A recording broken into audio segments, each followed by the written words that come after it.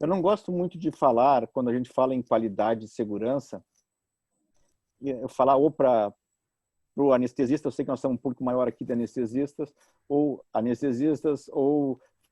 falar do bloco cirúrgico, ou falar de um setor específico, hemodinâmica, a serviço de endoscopia, porque quando a gente fala em segurança ou qualidade, nós não podemos estar isolados, nós temos que estar sempre interligados com alguma outra coisa maior, ou seja, a instituição que nós trabalhamos e o que nós estamos fazendo para os pacientes. Eu não posso pensar assim, só no meu quadrado, é um pensamento antigo e não nos leva a nada, porque nós temos sempre que estar pensando em algo maior. Mas eu queria começar, antes de começar a aula mesmo, falar de sexta-feira. Que é sexta-feira em qualquer lugar do mundo. É óbvio que nós não temos esse sol maravilhoso que vocês têm aí, mas aqui no Sul, ou em qualquer lugar do mundo, a sexta-feira é sempre um dia agradável, né? Então, está chegando sexta-feira, a gente já trabalhou toda a semana, e aí chega a sexta-feira. Só que muitas vezes essa sexta-feira pode se tornar uma sexta-feira 13. Por quê? Eu vou contar um caso real, então. Eu estava saindo de um outro hospital, era a minha última cirurgia da sexta-feira, e eu estava indo para casa. Estava indo para casa, e, desculpe, não me apresentei antes, mas eu também, além de responsável do CT do SANI, eu tenho um cargo de gestão no hospital e eu sou coordenador do centro cirúrgico do Hospital Ernesto Dornelles. Eu estava num outro hospital fazendo minha anestesia e estava indo para casa. Recebo uma ligação no carro da enfermeira assustada da sala de recuperação com o seguinte teor: doutor, o fulano de tal fez uma cirurgia no lado errado. Estou com o paciente aqui, era para ser no ombro direito e é no ombro esquerdo. Como eu disse, estava indo para casa, tranquilo, terminou a semana, tive que retornar, fui direto para o hospital. Chegando no hospital, para me inteirar do que tinha ocorrido, chegando lá, a primeira coisa que eu encontro é o cirurgião. Bom, encontrei o cirurgião, dei um abraço nele, ele estava totalmente perdido. Então, aqui nós já começamos a pensar um pouquinho na segunda vítima, que a gente tem que tirar aquele pensamento assim, se o cara fez do lado errado, tu já chega massacrando. Não, ele não saiu de casa pensando em fazer do lado errado. Alguma coisa aconteceu para ele fazer do lado errado do paciente. Então, assim, aquele momento não é momento de criticar ninguém, é momento de abraçar. Dei um abraço nele, conversamos um bom tempo e depois fomos falar com o paciente. O caso em si, eu só quero colocar a importância de fazer uma cirurgia do lado errado. Bom, o caso se resolveu muito bem, porque ele, graças a Deus, ele tinha uma relação médico-paciente muito boa. O paciente, obviamente, ficou desgostoso, mas entendeu que isso pode acontecer e marcou a cirurgia 15 dias depois. Foi feita a cirurgia no mesmo hospital, com o mesmo cirurgião, e deu tudo certo depois que ele fez esse procedimento. Mas eu quero chamar a atenção, já que nós estamos falando aqui de anestesistas, porque assim, mesmo que tenha terminado tudo certo, nós não deixamos de fazer uma avaliação do caso.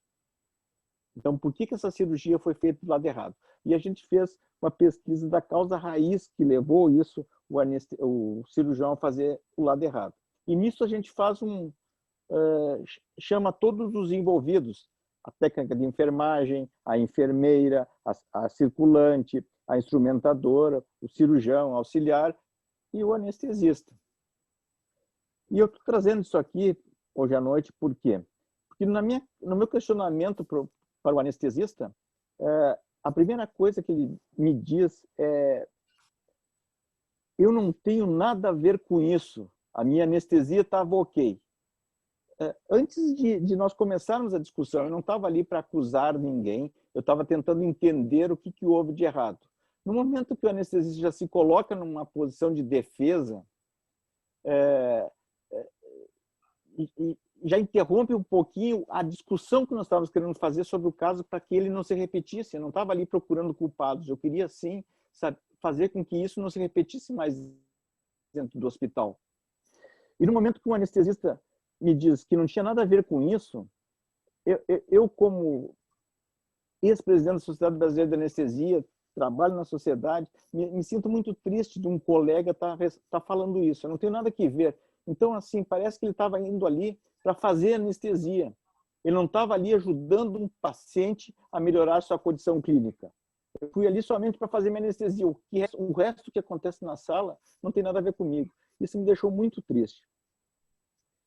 E o anestesista, o anestesiologista, por si só, ele é uma pessoa sozinha. Então, ele está... a nossa cultura é que o anestesista é aquele cara que fica atrás do pano. Normalmente, o cirurgião ele vai ser obrigado a trabalhar com um auxiliar. Ele tem que se conviver com a instrumentadora. E nós ficamos atrás do pano, sozinhos. Quem trabalha com o residente ainda tem o residente. Mas, assim, da própria personalidade do anestesista, ele é sozinho. E isso vem a dificuldade de trabalhar num time que todo mundo está ali. Nós estamos ali fazendo o quê? Eu não estou fazendo uma anestesia, o cirurgião não está fazendo uma cirurgia. O que nós estamos fazendo é auxiliando o tratamento de um paciente. Então, isso que nós temos que ter em mente. Então, esse distanciamento da equipe, normalmente fica o anestesista. E isso que nós temos que trabalhar para que isso não ocorra. Nós temos que sair daquele lado vermelho ali e ir lá para aquele lado azul e estar junto com todo mundo, com toda a equipe do hospital, toda a equipe. E onde o tratamento é feito, no momento que eu faço minha anestesia, eu tenho que me preocupar também com a recuperação desse paciente depois, como vai ser a fisioterapia, como vai ser a alimentação, não só a parte farmacológica do paciente, mas sim toda a recuperação que ele deve ter. O isolamento, vou me fechar do quadrado, que foi que esse anestesista que eu falei no início se colocou. Ele se fecha numa caixa, e isso não é bom para ninguém. No momento que eu abro, que eu conto o que está acontecendo,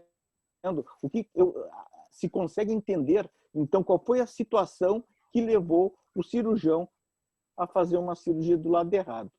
Ninguém, eu repito, ninguém ali naquela sala que estava naquele momento saiu de casa pensando assim, hoje nós vamos operar o lado errado. Hoje eu vou fazer uma cirurgia do lado errado. Isso não existe. Então, assim, qual foi o problema? No momento que eu me fecho na minha caixinha, no meu quadrado, eu não me relaciono com os demais. Eu não tento explorar. E é óbvio que é uma questão cultural, que ainda, apesar de nós estarmos falando isso há 20, 30 anos, depois do relatório Errar o Humano, ainda hoje as pessoas se sentem que vão ser punidas por aquilo, né? E o médico está sempre ocupado. Às vezes, tu está oferecendo alguma coisa, os hospitais se reúnem, o núcleo de segurança dos hospitais, que se tornou obrigatório desde 2013 aqui no Brasil, muitas vezes entrega ferramentas para os médicos trabalharem, para facilitar a vida do médico, mas o médico acha que não, que ele está muito ocupado, ele tem coisa mais importante para fazer. E vamos lá, vamos rápido. Então, mesmo que tu entregue uma roda para quem está puxando um carro de pedras sem a roda, ele diz que não pode, eu não aceito isso, eu não quero. Então, no momento que o núcleo de segurança te chama, é para nós discutirmos. E o que é essa segurança do paciente? Essa segurança do paciente tem uma definição. É uma redução ao mínimo aceitável do risco de dano desnecessário associado ao cuidado em saúde. Ou seja, é que nem infecção. Nós não vamos conseguir fazer com que a infecção de uma ferida limpa seja igual a zero. Sempre o controle de infecção vai existir, porque sempre vai ter alguma infecção. Nós temos que fazer o quê? Reduzir o mínimo de infecções. A mesma coisa acontece com segurança. O que é esse mínimo aceitável? O mínimo aceitável é aquilo que é viável diante do conhecimento atual, dos recursos disponíveis e do contexto em que a assistência foi realizada frente ao risco que eu não fizesse o tratamento ou outro tratamento que fosse necessário. Então, isso é o mínimo aceitável. E o que é o dano desnecessário? São eventos adversos. É o dano não intencional decorrente da assistência prestada ao paciente não relacionada à evolução natural da doença de base. É claro que essa história que eu contei no início é algo assim, é um evento sentinela, né? É aquilo que não ocorre todo dia, que chama atenção. Mas, por exemplo, se eu vou fazer uma colicistectomia, eu vou retirar uma pedra da vesícula, eu vou retirar a vesícula do meu paciente, e esse paciente sai com uma queimadura na perna por causa da placa do cautério, isso é um dano desnecessário. Ele não foi lá no hospital para ter uma queimadura na perna, e sim apenas para fazer a extração da vesícula. Esse dano desnecessário é que nós temos que reduzir o máximo possível. Segurança do paciente. Então, nós temos aqui esse trabalho da Fiocruz, que ele coloca a proporção de erros evitáveis no Brasil. Então, vocês vejam que a infecção que eu falei antes, associada ao cuidado, nós podíamos evitar 24% das infecções. Das complicações cirúrgicas anestésicas, 20%. Atraso, falha no tratamento, 18%. Úlcera por pressão, complicações por punção venosa, dano por queda, dano por medicamento. Tudo isso poderia ser evitado nessas proporções. Vocês vejam aqui que a incidência e evitabilidade, tanto em vários países do mundo, nós temos aqui na Austrália uma incidência de 16,6% e nós poderíamos evitar lá 51%. Já no Brasil, nós temos uma incidência de 8,3%, que existe de eventos adversos e uma evitabilidade de 73%, de acordo com esse trabalho da Fiocruz. Então, mundialmente, existe um número mágico, é 10%. 10% dos pacientes que internam têm alguma complicação, ou cirúrgica, ou assistencial, ou anestésica. E esse número, ele varia, vocês veem ali, 16 a 8,3, mas na média dá 10%. Estudos brasileiros, estudos da América Latina, europeus, americanos, todos levam mais ou menos em conta. Então, assim, de cada 10 pacientes que internam no hospital, um vai ter esse dano desnecessário. E onde que ocorre esse dano? 34% ocorre no centro cirúrgico. Onde o quê? Onde a maioria dos anestesistas trabalham. É lá no nosso local. E por que o anestesista? Por que eu falo anestesista? Anestesista, vocês podem pensar assim, é o cara que o quê? Ele faz o diagnóstico, ele diz o tratamento, tem que usar o fármaco tal, a dosagem tal, ele mesmo pega esse medicamento, ele mesmo dilui, ele mesmo injeta na via, no horário que ele mesmo, sem nenhuma barreira. O anestesista não tem barreiras. Ele faz tudo isso, ele diagnostica e trata, dilui e injeta. Diferente até do intensivista. O intensivista muitas vezes prescreve o antibiótico, quem vai fazer é a técnica de enfermagem. O anestesista não, ele não tem filtro, não tem alguém que diga para ele assim, opa, tu te enganaste, não é bem assim aqui, esse medicamento não é o que tu está fazendo. Então, sem essas barreiras, para o anestesista fica muito fácil do anestesista errar. Enquanto isso, no mundo, ocorre cerca de 421 milhões de internações e aproximadamente 42,7 milhões de eventos adversos. 42,7 milhões de eventos adversos. Então, vocês vejam, qualquer percentual em cima de milhões é um número muito elevado. 1 em cada 10, aquilo que eu falei para vocês, sofre um evento adverso. Mas o problema de sofrer o evento adverso não é tanto. O problema é que 50% poderiam ser evitados. O custo associado aos erros, somente em medicações, é de 42 bilhões por ano, segundo dados da Organização Mundial da Saúde. 15% dos custos hospitalares são gastos com eventos adversos. 3,2 milhões de pacientes por ano com infecção hospitalar.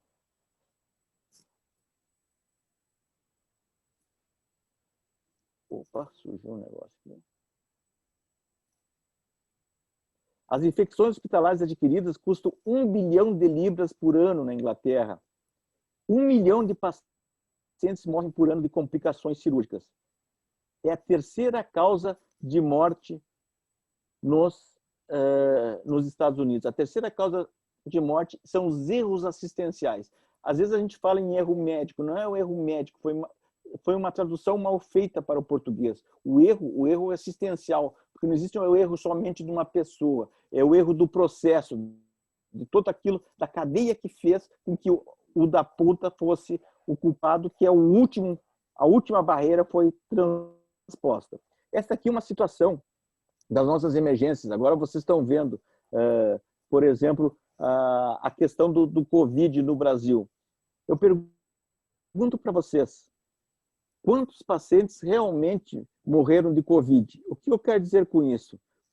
Quantos pacientes que chegaram com febre, tosse e falta de ar numa emergência, ele foi atendido, aí foi indicado a internação desse paciente, ele foi para a unidade de internação, dessa unidade de internação, a condição clínica dele piorou, não conseguiam manter saturação mesmo com oxigênio, ele teve que ir para a CTI, foi para a CTI, lá ele tinha disponível todo o arsenal terapêutico para ele, foi feito esse arsenal e ele acabou falecendo. Quantos dos que faleceram tiveram todo esse atendimento? Será que aqueles obesos que tiveram Covid não tiveram problemas na intubação quando chegaram na emergência? Será que não faltou assistência? Aquilo que eu coloquei dentro daqueles dados, será que não houve atraso no atendimento? Então, essas questões que se trazem. O Covid só veio para muitas coisas ruins, mas uma das coisas que ele nos mostrou é quanto a gente dá uma assistência ruim para os nossos pacientes. Aqui, nós temos poucos estudos brasileiros, mas aqui, nessa revista dos Erros Acontecem, do Renato Couto, lá de Minas Gerais, ele coloca esse trabalho do Dibert e do Mendes, do Dr. Walter Mendes. O Dibert colocou em 2015, no Brasil, né, o número de pacientes estudados, 57 mil. A incidência de eventos adversos, 4%. A incidência de óbito, 0,66. Pacientes com eventos adversos extrapolados para as altas de saúde somente no sistema privado, 316 mil, com 52 mil óbitos. Já o Mendes foi um pouquinho mais pessimista no trabalho dele, ele coloca que a incidência de eventos adversos foi 7,6, sendo com uma incidência de óbito atribuível ao evento adverso de 2,6, levando a eventos adversos de 602 mil. Então, nós podemos estar aqui no Brasil, segundo esse trabalho, tanto do Dibert como do Walter Mendes, de 4 a 7,6, comparando com esse trabalho antigo americano, de 91, mas os dois aqui de 2011 e 2015 compararam e vocês vejam que os números, praticamente a incidência de eventos adversos, 4, 7,6 e aqui 3,7. Então, vocês vejam que os números de eventos adversos, esses eventos adversos sempre é bom colocar que são os eventos notificados. Tem aqueles eventos que não foram notificados. E além da falta de assistência, vocês vejam aqui o problema relacionado ao custo na saúde suplementar no Brasil em 2015. Nós estamos falando aqui de custos preveníveis de 10,9 bilhões. 10,9 bilhões poderiam ter sido prevenível que nós tivéssemos para investir o quê? Nas ações de saúde. Os hospitais estão se organizando. Os hospitais, eles se organizam no quê? Numa associação, a Associação Nacional dos Hospitais Privados, que é a ANAP. Estou colocando isso porque eu quero lembrar assim, o que o médico está fazendo. O médico está se organizando? Bom, os hospitais estão se organizando. Eles têm um observatório. Esse observatório de 2019, eles colocam lá os números. Aqui mostrando a representatividade desses hospitais, né? O que representa. Então, eles conseguem ter um panorama com esses indicadores de todos os hospitais do Brasil. E por que isso? Porque daí eles conseguem comparar com o mundo. Se vocês forem ver aqui, em vários países do mundo, Inglaterra, Alemanha, Suécia, Inglaterra, vocês vejam que os gastos com a saúde, eles continuam aumentando. Não é somente no Brasil. Os gastos com a saúde vão aumentar em todos os países, não somente no Brasil. Enquanto que a renda e o PIB deles também aumenta, mas um número menor do que os gastos em saúde. Então, se os gastos estão aumentando e nós podemos economizar pelo menos 50% desses gastos para poder investir mais em saúde, vocês vejam que se torna um assunto muito importante. Quando nós falamos de saúde, em que é a terceira causa de morte, e quando falamos em financiamento, onde também são números elevados. E os hospitais? Então, eu estou dizendo uma organização, dando um exemplo de uma organização de hospitais brasileiros, e agora vou dar o exemplo do hospital. Esse é o meu hospital, o Hospital Ernesto Dornelles, que também vem aos poucos se organizando. Se organizando de que forma? Tentando uma acreditação ou se acreditando. E o que é o significado de uma acreditação? Por que os hospitais querem se acreditar? Somente para se manter no mercado, para conseguir se comparar então com os demais? Não.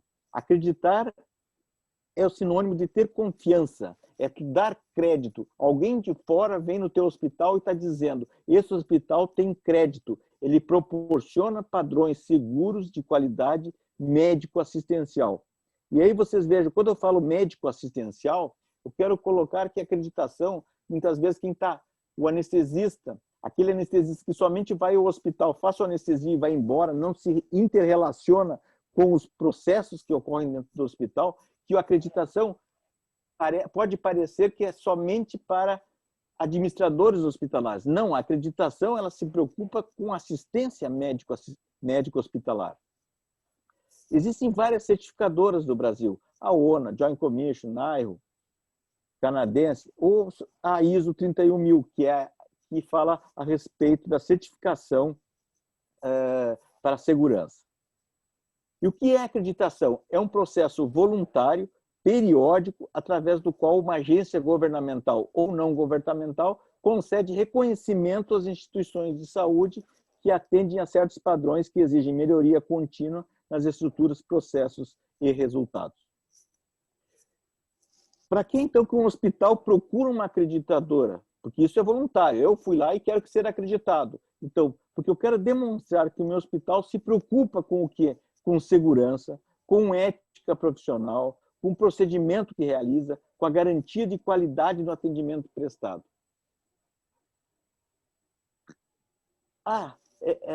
Quando eu falo de consentimento informado, parece apenas que eu estou assinando um papel. Não é por aí.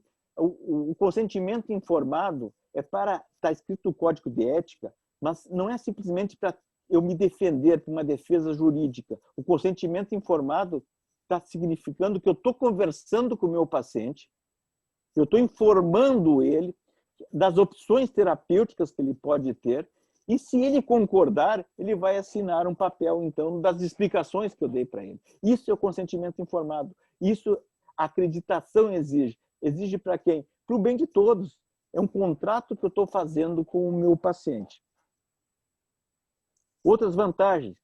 Então, eu estou causando uma segurança para os meus pacientes e os profissionais de saúde, eu estou dando uma qualidade da minha assistência, eu estou construindo uma equipe, porque lá eu estou falando de todo o atendimento que ele vai ter durante o hospital, ele é um instrumento útil de gerenciamento, eu crio critérios objetivos e concretos e o caminho para uma melhoria contínua, ou seja, eu consegui a ONA 1, agora eu tenho que melhorar para conseguir a ONA 2, eu tenho que melhorar para conseguir a ONA 3, e depois que eu conseguir a ONA 3, eu tenho que continuar melhorando, senão eu perco minha certificação. Eu tenho que estar melhorando sempre.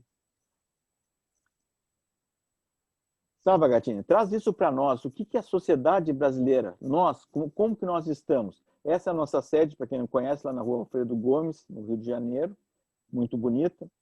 E o que a sociedade nos traz? O que ela nos dá? E por que ela é tão importante assim, a anestesia dentro de uma instituição hospitalar? Quais são as características do anestesista? O anestesista é aquele cara que dá atenção aos detalhes, ele tem um raciocínio sobre algoritmos, ele tem uma resistência à fadiga, ele deve ter calma, ele é um líder, capacidade de decisão, capacidade desencadear empatia e transmitir segurança, trabalhando em equipe. Ele tem que ter uma destreza manual, ele tem que ter boa coordenação, boa estruturação argumentativa e apuro formal na confecção dos seus registros. Vocês vejam, olha só a característica do anestesista ideal. Esse cara é um líder. Quem tem todas essas capacidades, esses atributos, ele é um líder. E ele tem que liderar. E se nós não liderarmos, se a sociedade não nos formarmos de líderes, alguém vai ser o nosso líder e alguém vai fazer por nós. Então, nós temos que ser líderes para nós tomarmos a frente e nós tomarmos as nossas decisões. E onde que nós trabalhamos? Nós trabalhamos em todos os locais, num centro cirúrgico, no centro obstétrico, no setor de endoscopia, na hemodinâmica, no pronto... Enfim, nós trabalhamos em todos os setores do hospital. E lembrem, quando eu iniciei a aula, eu disse que não adianta nós falarmos somente do bloco cirúrgico, somente de uma endoscopia. Nós temos que lidar com tudo. O cirurgião, ele vai para o bloco cirúrgico, o intensivista vai para a UTI. Quem anda, quem permeia por todos os recantos do hospital é o anestesista. E o que nós fizemos? Será que nós temos a nossa conduta sempre a mesma em relação a um protocolo? Edward Deming já falava que a variabilidade, principalmente a flutuação que ocorre na nossa prática, é que leva aos problemas.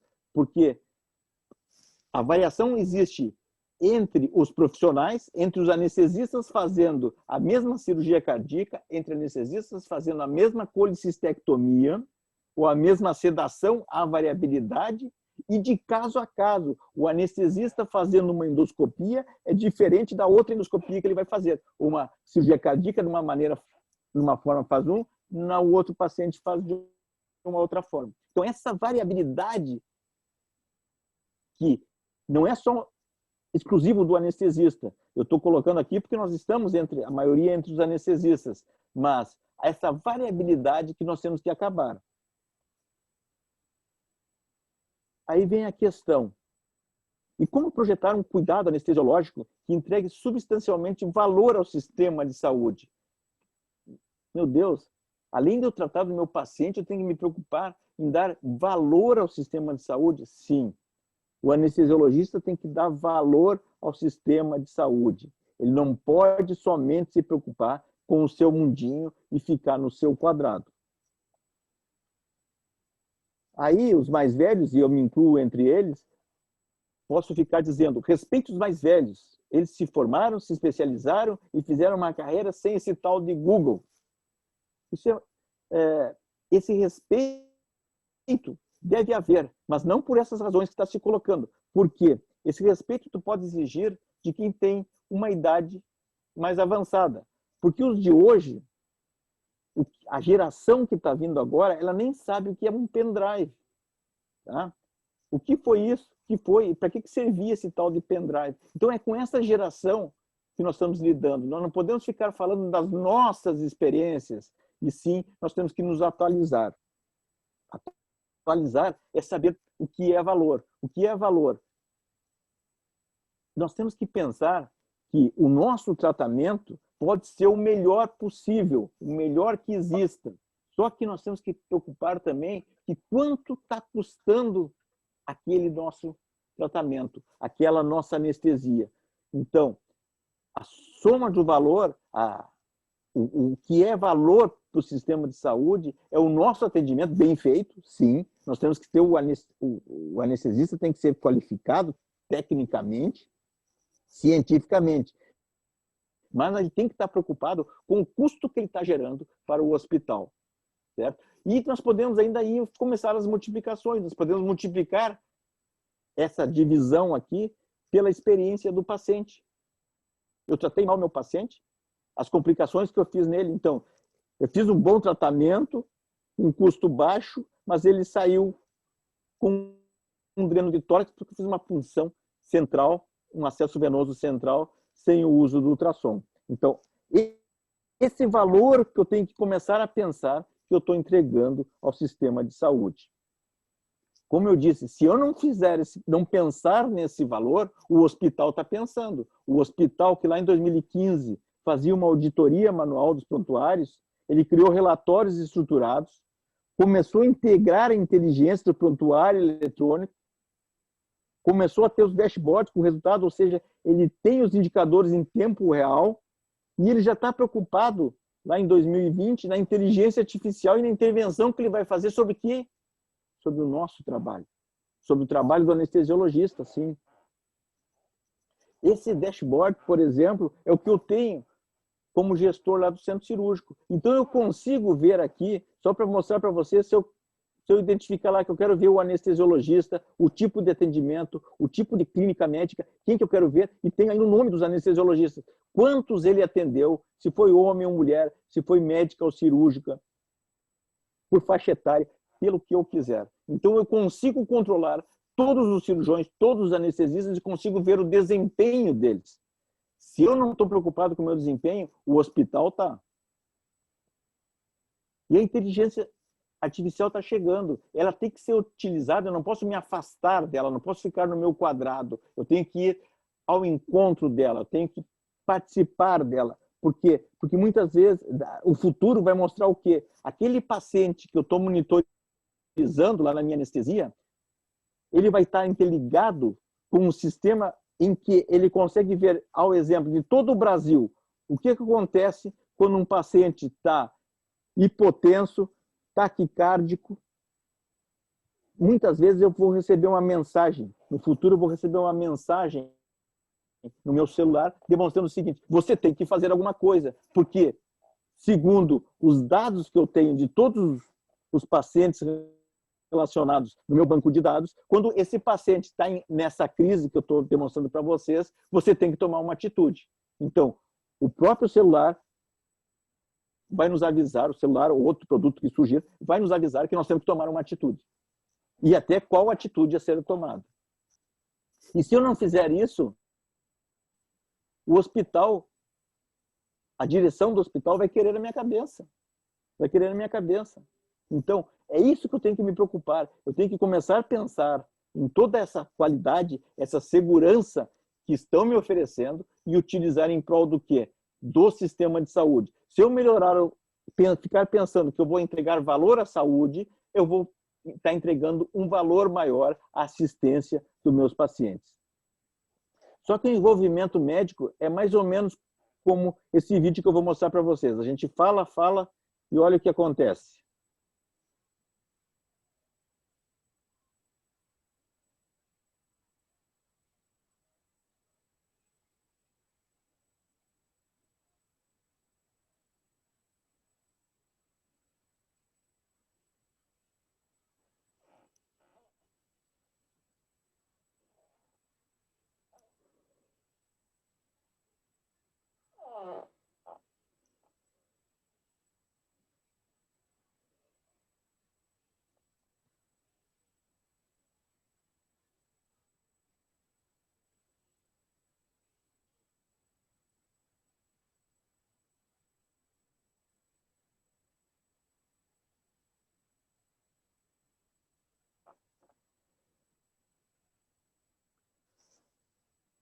Bom, isso mostra que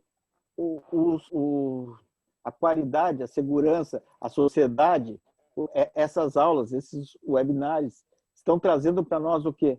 Conhecimento que nós temos que ter. Não adianta só eu ter a minha prática médica, que eu falei, isso é básico, nós temos que ter conhecimento e ter a destreza de fazer a nossa anestesia. Só isso? Não, nós temos que fazer algo mais. Por quê? Porque nós temos que fazer uma escolha. Ou nós ficamos na nossa medicina do passado, que era prevenir, diagnosticar e tratar, prevenir, diagnosticar e tratar somente, ou evoluímos para um futuro que já chegou e nós temos que estar preparados para enfrentar. E a reflexão que eu quero deixar com vocês, nesses 40 minutos que eu falei aqui, que os anestesiologistas podem contribuir para essa causa, dessa modificação, para justificar o seu lugar à mesa. Ou escolher permanecer estagnado nos bons e velhos tempos que não existem mais. Muito obrigado, foi um prazer falar com vocês aqui.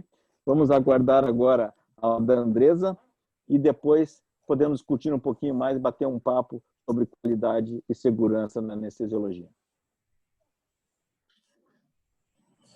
Muito bom, Bagatini. Muito boa apresentação, muito clara e reflexiva também.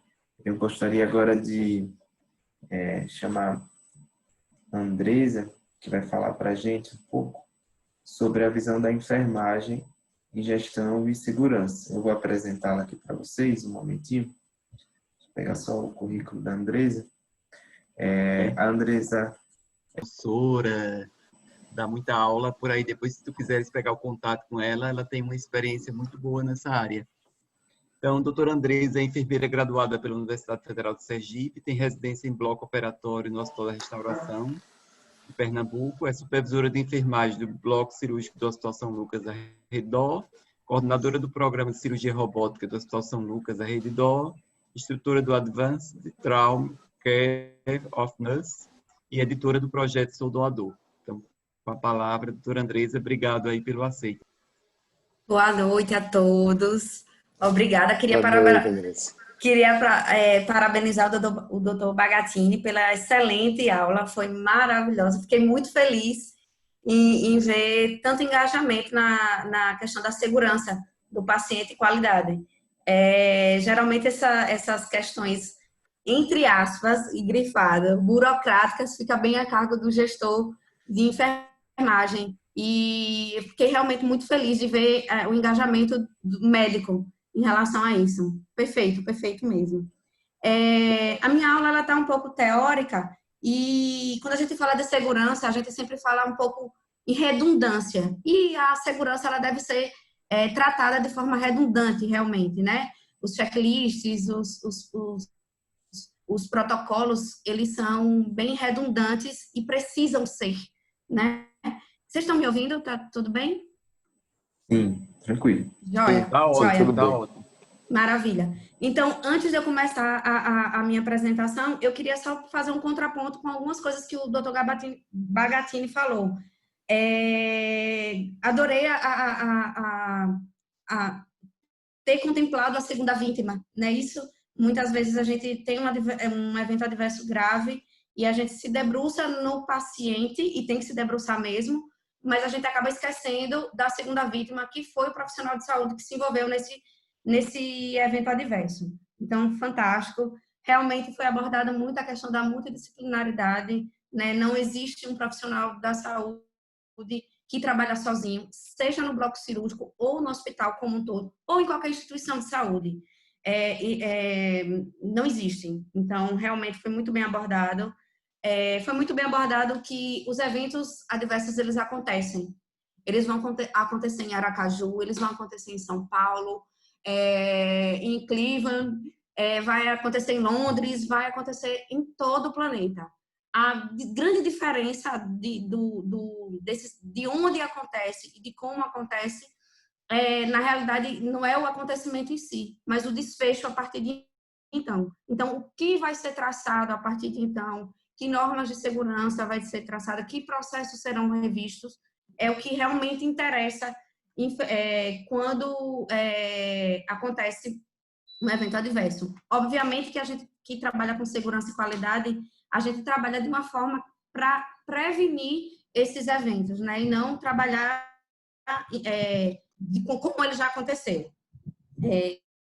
O anestesista também, eu vi, como o doutor Bagatini falou, ele quando ocorre algum evento adverso em relação a que ele é o ator, vamos dizer assim, desse evento adverso, ele prescreve, ele faz a medicação, ele atua na reversão desse evento adverso. Eu só gostaria de sinalizar uma questão que eu sinto falta, como gestora, da notificação desse evento pelo anestesista. Então, realmente, eu ainda sinto falta disso. Geralmente, a gente, esse evento é notificado quando é percebido pela enfermagem e a gente vai conversar com o anestesista.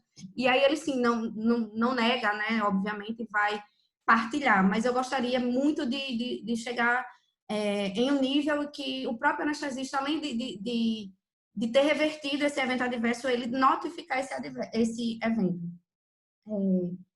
E a outra coisa que o Dr. Bagatini falou, muito importante, é a questão da comunicação, né? E voltando um pouco para a parte do bloco operatório, a gente, agora o mundo está um pouco diferente, né? Todo mundo usa máscara, todo mundo tem uma certa dificuldade de comunicação, mas nós sempre tivemos, nós sempre usamos máscara, sempre utilizamos as máscaras, e que é um dificultador, né? E dentre outras coisas, dentre a sexta-feira, como o Dr. Bagatini falou, dentre a pressa para um outro procedimento, às vezes no próprio bloco cirúrgico ou em outro hospital. Às vezes até um dissabor com o próximo profissional ou aquele profissional de saúde que você está atuando ali e, mas você não gosta muito dele, já teve algum contratempo com ele. Isso tudo dificulta e atrapalha a comunicação nas instituições de saúde, e eu acho que deve ser um dos focos, tá? Eu vou passar alguns slides, porque o Dr. Bagatini falou muito bem, né, em relação a alguns conceitos, e eu vou falar só alguns que eu acho bem interessante, né? A qualidade, né? Só para a gente falar um pouco da qualidade da assistência, né? No campo da saúde, se deve ser entendida como a obtenção dos maiores benefícios com menores riscos e custos para os usuários. Acho que é bem claro, né? Bem evidente essa questão de se trabalhar com qualidade envolve menores riscos e custos, mas na frente eu vou falar sobre isso, quanto o custo impacta nas instituições de saúde. Citando novamente o Deming, não se gerencia aquilo que não se mede o que não se define o que não se entende, e não há sucesso naquilo que você não gerencia. Então, muitas vezes, por isso que eu bato na tecla na questão da notificação, e eu vejo isso muito com a minha equipe, seja ela por parte dos enfermeiros ou por parte dos técnicos de enfermagem. Não vou falar nem de eventos adversos em si, mas muitos quase erros que infelizmente ainda acontece, né? Em que o profissional de saúde ele se depara ali com um quase erro, ele está atento, então ele identifica o risco, ele evita que aconteça o evento adverso, mas ele segue adiante. Ele toca o plantão, ele toca a assistência e ele não notifica. E aí é que eu chamo a atenção, mais uma vez, esse quase erro, ele precisa ser analisado, porque muitas das vezes esse quase erro, ele é uma falha de processo. Então, o que é que acontece? Andresa passou por um quase erro, sou profissional que se deparou com esse quase erro, mas eu não notifico. Então, tem ali uma falha de processo e que a minha próxima colega, a próxima enfermeira que eu passar o plantão, ela pode tropeçar nesse quase erro. E aí sim se tornar um evento adverso. Então, sempre bato na tecla. Realmente é o óbvio. Você se deparou com quase erro, você conserta, você segue adiante, mas você precisa notificar. Para que as pessoas que trabalham com a qualidade, seja o setor de qualidade, seja o gestor daquele setor, ele possa se debruçar em cima desse quase erro e que ele passe a não mais existir. Nem como quase erro. Imagine como um evento adverso. Então, eu trouxe aqui um artigo, né, que ele fala sobre os indicadores de qualidade como ferramenta no gerenciamento de boas práticas. As inúmeras contribuições para a área, eu vou puxar a sardinha aqui para a área da enfermagem, tá? E o quanto esses indicadores, eles nos orientam, nos norteia durante os nossos plantões, a nossa rotina diária. Então, como a gente já identifica alguns indicadores de qualidade e trabalha muito nesses processos na identificação de falhas nesses processos, eles nos direcionam. Vou voltar aqui um pouco para bloco cirúrgico. Então, alguns indicadores de qualidade, como infecção de cirurgia limpa, percentual de cumprimento do protocolo de cirurgia segura em todas as etapas, acompanhamento do protocolo de TEV, do tromboembolismo venoso, né? Todo o processo, desde da profilaxia, desde a identificação e o acompanhamento nos outros setores, né? Fora do bloco operatório. Então, todos esses indicadores, eles acabam nos direcionando a nossa assistência. tá? Então, princípios básicos de qualidade, foco no cliente, né? O cliente deve ser o principal enfoque de qualquer organização, porque seu crescimento e mesmo sua existência depende dele. Então, qual é a função do hospital? É atender ao paciente. Qual a nossa missão? Não é tratar esse paciente da melhor forma possível, que ele passe o menor tempo de internação e ele consiga resolver o seu problema de saúde. Então, não há por que a gente se debruçar em outro ator desse cenário que não seja o cliente, que não seja o nosso paciente. O Dr. Bagatini também falou muito bem a questão da liderança. E a gente, como eu sou uma gestora, né, e nós da enfermagem, né, nós enfermeiros, na realidade, nós já saímos da faculdade com esse encargo de ser líder de uma equipe. Então, eu saio da faculdade e eu já sei que eu vou ter que liderar uma equipe de enfermagem. Quando você vai para o enfermeiro do bloco operatório, ele tem uma gama de liderados. Então, se eu sou um enfermeiro daquele turno de trabalho dentro do bloco operatório, então eu não vou liderar só a equipe de enfermagem, eu vou liderar as equipes cirúrgicas, né, no sentido de direcionar, no gerenciamento do mapa, gerenciamento de risco, a gestão de risco, né, de todo esse processo. Ainda vou direcionar a equipe da engenharia clínica, que a gente atua muito fortemente, assistência farmacêutica, higienização. Então, uma gama de profissionais que nós, enfermeiros, precisamos estar direcionando a atuação dele. O envolvimento das pessoas, né? As pessoas devem estar muito comprometidas e envolvidas em seus processos. Nesse sentido, a busca e o alcance da excelência depende da capacidade da liderança traduzir a estratégia para a ponta, das políticas de RH e da motivação de cada um. Então, não adianta eu desenvolver um protocolo assistencial perfeito, com todas as barreiras de segurança, como elas devem existir, mas se eu não traço essa estratégia junto com todos aqueles envolvidos, né, seja o cirurgião, o anestesista, o enfermeiro, o técnico de enfermagem, o representante que vai trazer um equipamento, se eu não traço essa estratégia e não deixo bem clara para todas as pessoas, elas não têm como se envolver. E aí, o processo se perde em algum momento. Falando ainda em abordagem de processos, né, esse princípio determina que o gerenciamento das atividades, dos recursos, precisa ser feito por processos. Então, não adianta eu determinar que algum procedimento ele tenha que ser feito de uma forma, mas se eu não desenhar todo o processo, traçar todas as barreiras que evitem as falhas desse processo e analisar de que forma eu posso fazer esse processo mais fluido, que ele seja mais ágil e não deixe de perder a segurança. Então, a gente precisa sempre estar com esse foco, né, de facilitar esse processo.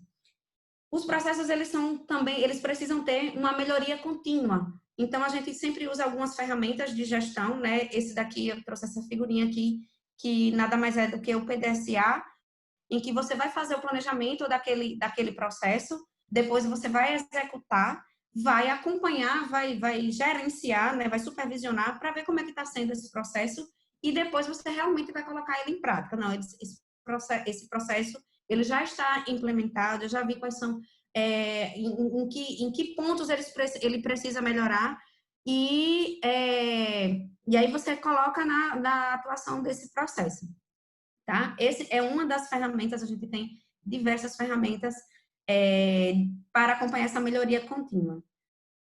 Abordagem factual para a tomada de decisões, né? Para que os fatos possam ser conhecidos e analisados, é essencial que as organizações implantem e mantenham bons sistemas de coleta.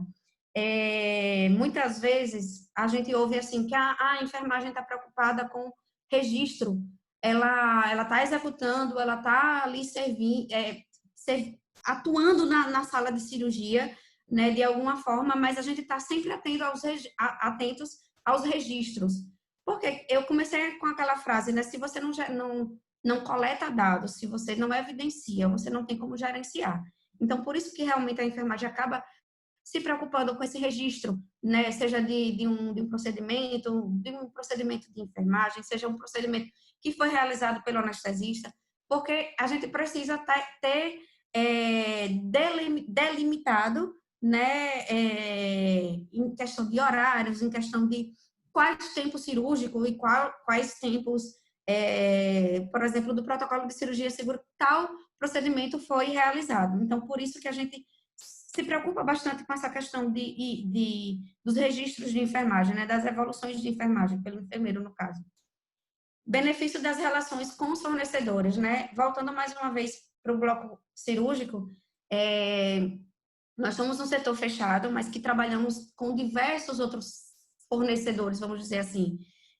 Falei aqui da engenharia clínica, da assistência farmacêutica, temos aí hotelaria e lavanderia, e bem como os outros atores desse cenário, né? Como, por exemplo, um representante que traz um equipamento específico para aquela cirurgia. Então, a gente precisa ter realmente essas relações bem estreitadas e bem delimitadas. O Dr. Bagatini também já falou um pouco sobre acreditação, né? Só queria evidenciar uma coisa que talvez tenha deixado de ter sido mencionado. O processo é focado na segurança, né? Pautado em 3 princípios fundamentais. Ele é voluntário, ele é feito pela Organização da Saúde, tá? Então, o hospital escolheu passar por aquela acreditação. Não é simplesmente a acreditadora, né, a empresa acreditadora que escolhe o hospital. Não, o hospital entende que ele precisa aprimorar seus processos de segurança e de qualidade e ele busca o serviço de acreditação. É periódico, né, com avaliação das organizações de saúde para certificação, e durante um período de validade do certificado, como o Dr. Bagatini também falou. As acreditações, elas não são eternas, elas têm um período, uma periodicidade, então ela é válido por algum tempo, e mesmo durante a validade dessa acreditação, nós precisamos enviar relatórios e sempre que acontece alguma falha, a gente precisa, sim, notificar, tá? É reservado, ou seja, as informações coletadas em cada organização de saúde não são divulgadas, elas são sigilosas, então fica a cargo da empresa acreditadora e só interessa àquela instituição que está passando pelo processo de acreditação. Temos as acreditações aqui no Brasil, elas são a nacional, que é realizada pela ONA, Organização Nacional de Acreditação. Internacional, temos a canadense, Pimento, Joint Commission, NIARO e a Plantree. Na instituição que nós trabalhamos, lá no Hospital São Lucas, nós temos a ONA 3, que é o nível máximo da nacional, temos a canadense, temos a Quimento e já estamos na recertificação da Quimento. Como eu falei, como é periódico, a gente precisa estar recertificando, vamos dizer assim. ONA tem três níveis de acreditação, né? O nível 1, que é estrutural e de legislação, né? A parte mais burocrática, vamos dizer assim, de documentação, de validação das documentações. O nível 2 é o nível processual e o nível 3 já é o nível de resultados, né? Da evidência da transformação. Como esse hospital iniciou e como ele se comporta a partir de então. Na internacional, ele começa fazendo um questionário de autoavaliação. Então, tem pesquisa de cultura de segurança, né? Definição de linhas de cuidado. Aí, na acreditação internacional, você não vê setores, não vê assistência setorial. Então, assim, o que importa é a assistência prestada no centro cirúrgico, não. O que importa é a linha de cuidado cirúrgico. Se esse paciente entrou pela urgência, é um paciente cirúrgico, que tipo de cuidado ele teve na urgência, que tipo de cuidado ele teve no centro cirúrgico, que tipo de cuidado ele vai ter continuidade na unidade de internação cirúrgica ou na unidade de terapia intensiva pós-cirúrgica, né? Então, passamos por visitas de preparação, né? E há, no final, uma pesquisa de cultura de segurança para ver como foi, todo o corpo clínico e todos os colaboradores desse hospital se comportou durante todo esse tempo de processo de acreditação, né? E a visita de certificação. Qual a diferença da acreditação internacional? Que é bem interessante, eu vou falar da Quimento, que é a que a gente tem experiência.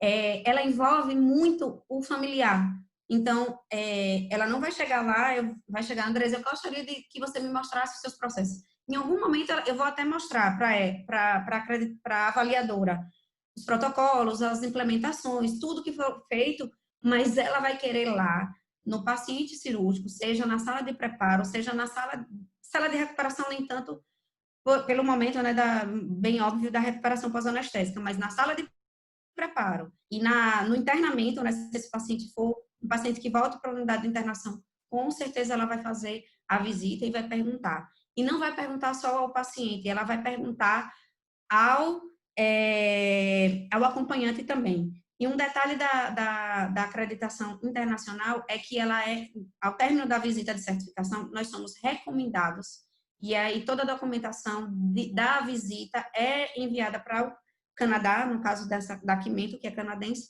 e depois de um mês, mais ou menos, é que a gente recebe a informação se fomos acreditados ou não. A linha de cuidado, como eu já falei, né, ela é muito, muito melhor trabalhar dessa forma, que você não vê a questão setorial, e você vê, sim, o trajeto, toda a trajetória desse paciente, né? Então, a linha do cuidado, desde quando ele foi admitido até a alta. Em relação à segurança do paciente, vamos focar um pouco mais agora para a segurança do paciente, e eu começo com essa frase aí, pode parecer talvez estranho, um estranho princípio, enunciar como primeiro dever de um hospital não causar mal ao paciente, de Florence Nightingale, que é a fundadora da enfermagem moderna. Então, ela teve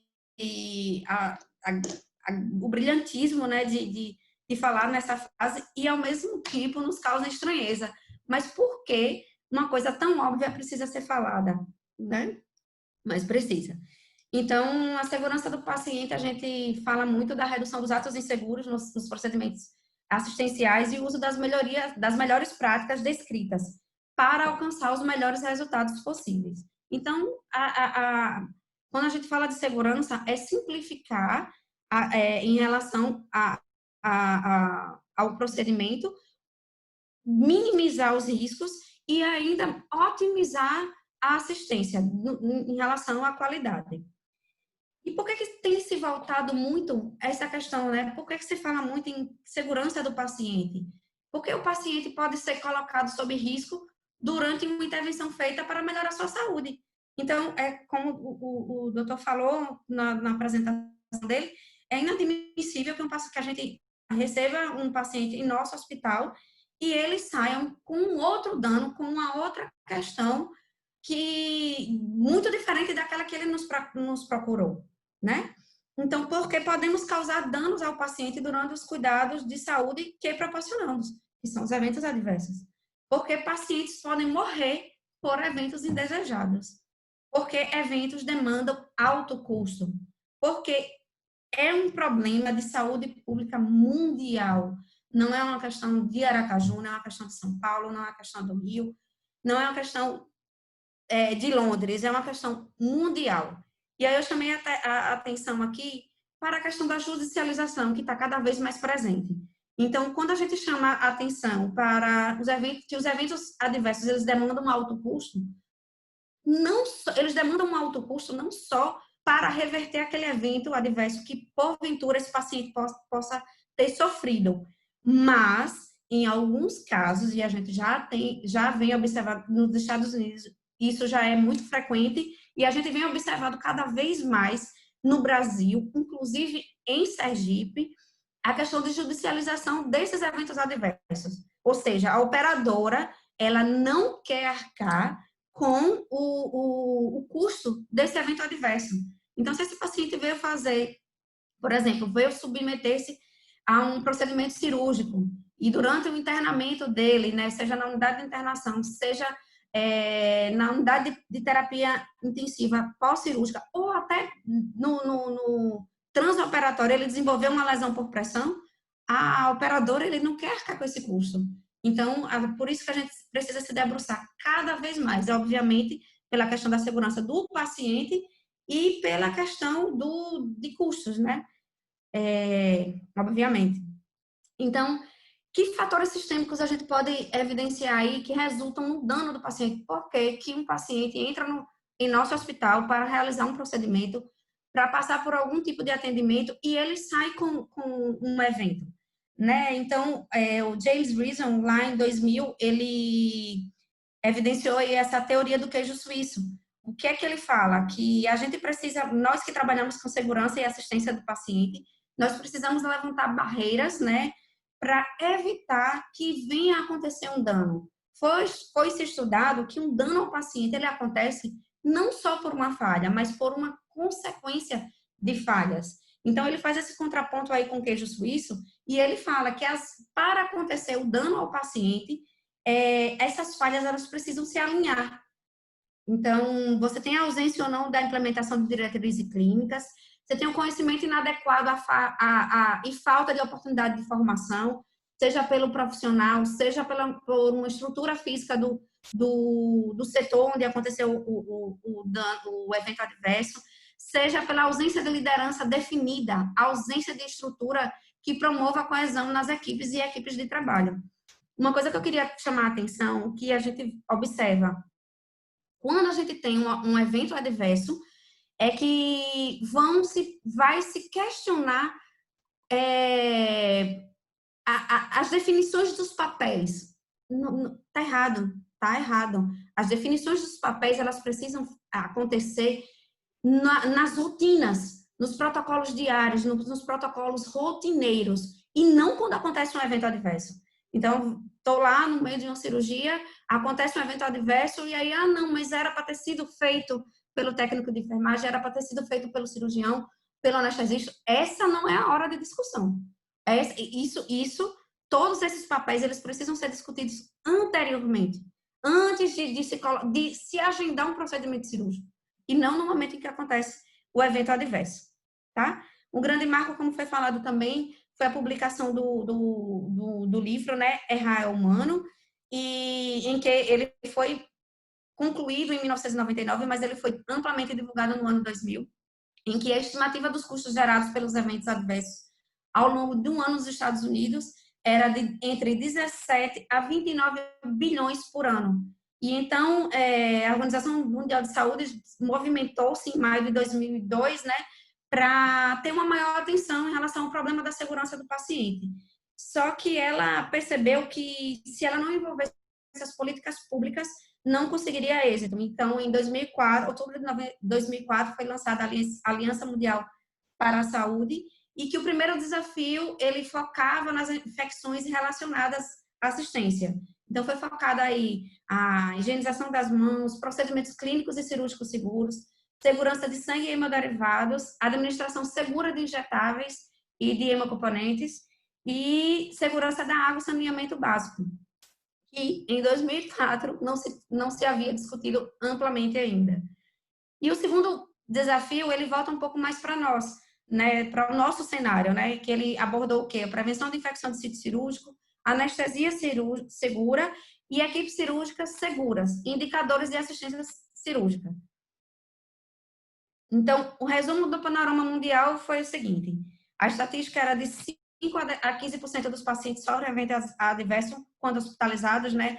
A gente, fazendo uma média aí e corroborando o que o Dr. Bagatini falou, ela gira em torno de 10%, né? 50% desses eventos eles poderiam ser evitados, e no Brasil ele se encontra entre 7,6% das infecções, né? Então, o Programa Nacional de Segurança do Paciente, em 2013, em que foi obrigado que todo de saúde ele precisa ter um programa nacional de segurança do paciente, que envolvido todos os setores do hospital, alta liderança, né, no caso diretoria, e outros setores, tá? Então, o que é que foi proposto? Validar protocolos e guias, né, ter um direcionamento amplo para todos os profissionais da saúde, para que se evitem infecções relacionadas à assistência, procedimentos cirúrgicos e de anestesia de forma segura, prescrição, transcrição, dispensação e administração de medicamentos e processos de identificação do paciente. Comunicação no ambiente de serviço, prevenção de quedas, prevenção de lesão por pressão, transferência de pacientes entre pontos de cuidado, né? Aqui eu destaco um dos grandes vilões na segurança do paciente é a transferência de pacientes, né, entre intersetorial e até instituição, e uso seguro de equipamentos e materiais. Então, o que nós tínhamos anterior era uma visão setorial, e com a linha de cuidado, você tem uma visão multidisciplinar, você tem a formação de times, né? Os hospitais, eles se organizam em time cirúrgico, time crítico, time oncológico, time pediátrico, e aí vão traçar os melhores processos em busca dos melhores resultados. Esses protocolos, eles precisam ser amplamente gerenciados e modificados assim que for observado por qualquer pessoa da equipe, né? Geralmente, essas mudanças nos protocolos, elas são evidenciadas por aqueles profissionais que estão na ponta, que estão executando realmente esses procedimentos, né? Os processos interligados, resultados e as ROPs, que são procedimentos de segurança. Conceito importante que já foi falado, né? O erro, que é o desvio em relação a uma norma, e o quase erro é qualquer situação ou evento que poderia ter terminado em erro, mas não terminou. Então, por que se deve se debruçar muito mais no quase erro do que no erro? Para que nós evitemos que ele se transforme em um erro, né? Geralmente, quando você tem um quase erro, você tem uma mudança de processo. O evento sentinela, né, que ocorre de maneira inesperada, ou variação do processo envolvendo óbito, qualquer lesão física ou dano psicológico, inclusive. Nós temos o evento grau 1, né, que envolve eventos graves e até óbito, moderado, em que você tem você causa um grau de dano permanente, um grau 3 em que você atinge e causa um dano temporário, né? Mas muitas vezes esse paciente ele precisa de algumas medidas imediatas para reverter esse evento. E o grau 4, que é a ocorrência que resultou da necessidade de intervenção imediata, mas que ele não chega a acontecer um evento, né? Eu coloquei aqui, vou passar bem rapidamente, e como é que a gente faz essas auditorias, esse gerenciamento desses indicadores. De forma direta, a gente consegue fazer, e a gente consegue fazer de forma indireta quando a gente faz auditoria clínica, né, de forma retroativa, né, nos prontuários. E como o doutor Bagatini falou também, hoje em dia, nós já conseguimos lançar a mão da inteligência artificial. Então, nós temos digamos assim, eu tenho um protocolo de sepse, né? Vou voltar um pouco para o bloco operatório, um protocolo de tromboembolismo venoso. Então, quando o cirurgião ele está ali prescrevendo, evoluindo, a partir de alguns sinais e sintomas que ele esteja digitando ali no prontuário do paciente, já vai subir um pop-up ali para que chamar a atenção para ele. Doutor, esse paciente é moderado risco mesmo? Será que ele não é alto risco? Será que você não precisa entrar com uma profilaxia medicamentosa, não só com profilaxia mecânica? Então, a gente lança a mão desses artifícios, né? E a auditoria não clínica, né, que é a aferição de padrões não assistenciais, por exemplo, questões estruturais mesmo, né, que a gente precisa acompanhar. Então, como eu falei, algumas ferramentas, auditoria clínica, plano terapêutico, em que você traça todo o plano, né, desde a admissão do paciente até a alta, você tem um planejamento disso. Eu coloquei aqui a sistematização da assistência de enfermagem, né, que é todo o direcionamento do cuidado de enfermagem desenvolvido pelo enfermeiro e executado pelos técnicos de enfermagem e pelo enfermeiro também. E protocolos para padronização. Então, mais uma vez, só para ficar bem claro, sem indicadores não há gestão, sem gestão não há qualidade. Né? Falamos um pouco sobre os indicadores, os objetivos é mensurar, embasar e nos direcionar na tomada de decisão, e eles nos dão subsídios para a nossa melhoria contínua. Eu falei lá do PDCA, planejar, desenvolver, checar, colocar, né? Então, os objetivos é geralmente realmente facilitar o controle do desempenho. Se você tem um indicador de qualidade ou um item de monitoramento que ele está mais atrapalhando o seu processo de trabalho, então ele precisa ser repensado. Os indicadores eles precisam ser de forma simples, né, de fácil coleta, né, e dinâmico, né, de forma dinâmica. Se ele está criando algum tipo de entrave, você precisa se debruçar sobre ele e traçar uma nova melhoria. Interpretação dos dados, ele deve subsidiar, né, o processo decisório, como eu já falei.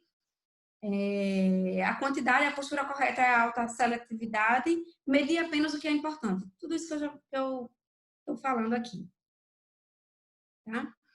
Então, quais são os desafios na gestão da qualidade? Né? A formação da cultura de segurança. É saber, o gestor ele precisa saber que é uma estratégia, não é um fim. Né? Quem traça uma gestão de qualidade, um cuidado de qualidade, pensando no fim, ele está um pouco equivocado. Ele precisa encarar que a qualidade da assistência e a segurança do paciente é uma estratégia. Então, ele precisa ser mapeado e orientado e reorientado durante todo o processo. Né? Tem que haver padronização, por isso que a gente fala muito em protocolo, né? Aquela, vamos dizer, receita de bolo, entre aspas, só no sentido de você traçar quais os pontos que vocês precisam ser abordados, em que momento eles precisam ser abordados. A formação profissional inadequada para trabalhar na cultura de qualidade, isso vai interferir, obviamente, na tarefa, né? E nos resultados, né? Então, a gente precisa ter um profissional capacitado, né? Treinado e retreinado. A gente precisa se debruçar naqueles processos que oferecem mais riscos, né? Voltando para o bloco cirúrgico. O protocolo de cirurgia segura, ele precisa ser revisitado a cada 2 meses, a cada 3 meses. E quando eu digo revisitado, não é por mim que sou a gestora, mas é compartilhado com toda a equipe, né? Quais foram os gargalos que nós tivemos nesses últimos 2 meses, o que é que precisa ser redesenhado, né? Para que se torne de uma forma mais fácil, mais tranquila. A visão interdisciplinar, que a gente já falou, também não existe isso, um cuidado só direcionado e só colocado nas mãos de um profissional.